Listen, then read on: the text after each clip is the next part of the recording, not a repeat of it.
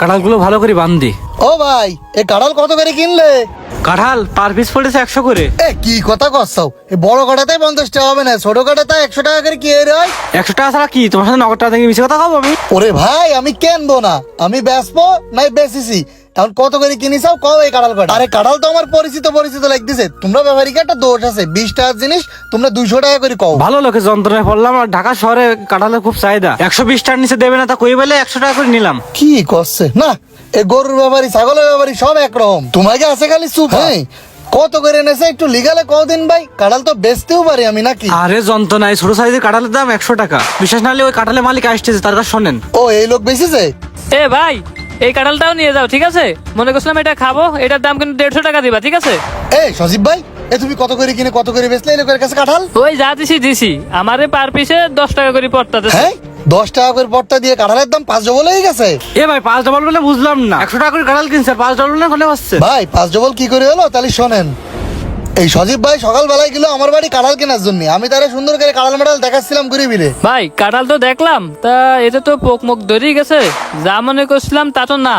ভাই এখন যা হয়েছে তাই, আল্লাহ যা দেশে আর কি করবো। এখন কিরাম কত করে দেওয়া যাবে না পার পিস কোন দিন? যখন তোমারে বেশি বলছিলাম তখন তো বেশো নাই, এখন তো কাঁঠালের ত্রাণও নেই, দামও নেই। ও আবার কি কথা ভাই, সারা দুনিয়ার মানুষ কাঁঠাল কিনতেছে, গাড়ি লোড করে নিয়ে যাচ্ছে, ট্রাক ট্রাক নিয়ে যাচ্ছে, আপনি কোথাও টান নেই, তা কি হইলো? ওরে ভাই রে, ব্যবসা আমরা করি, আমাকে থেকে বেশি জানো? ওরে ওদের কাছে পত্তা পড়েছে, ওরা নিয়ে গরু সকলে খাওয়াবে। এখন ভাই যা গেছে গেছে, এখন বাইরে কি অবস্থা আমি জানি না, আমার ওই ছোট বড় মিল ওই 30 টাকা করে পার পিস 30 টাকা 30 টাকা না, 20 টাকা করে দিতে পারবো সর্বোচ্চ।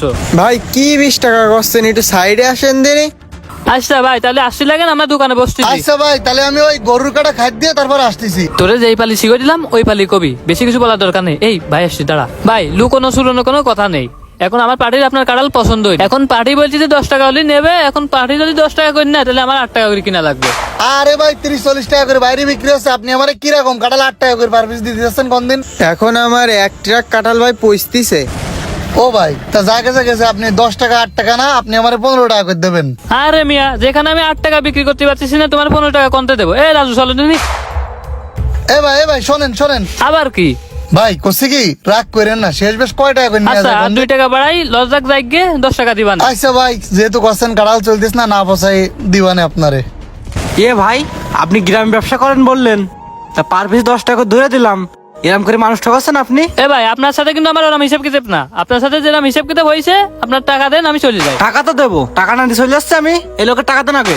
ভাই আমি আর 1 টাকাও দিতে পারবো না, এমনি অভাব অনটনে রয়েছি, বাড়ির রোগ বেলাও কাটতেছে না। ভাই রোগ ব্যাধি কাটবে কি করে? তুমি তো করতেছো মানুষের সাথে বাটপারি, আমার তুমি এইভাবে ঠকাইলে, এইভাবে কারোর ঠকানো উচিত না ভাই, কারোর ঠকাইলে কখনো নিজে ভালো থাকা যায় না।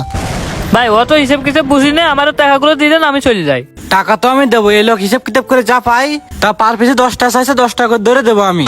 ভাই এইসব লোকের জন্যই মানুষের উপরে তো বিশ্বাস উঠে যায়, সে আমারে কি বললো আর কি করলো আপনি একটু দেখেছেন? তবে আপনার ইনসাফ আছে, আমি বুঝলাম ভাই, ওরকম ভাবে দেওয়া লাগবে না, আপনি সেইভাবে দিয়েন, তারও যাতে কিছু থাকে, আমিও যাতে বাঁচি ভাই, কারোর ঠকানোর দরকার নেই।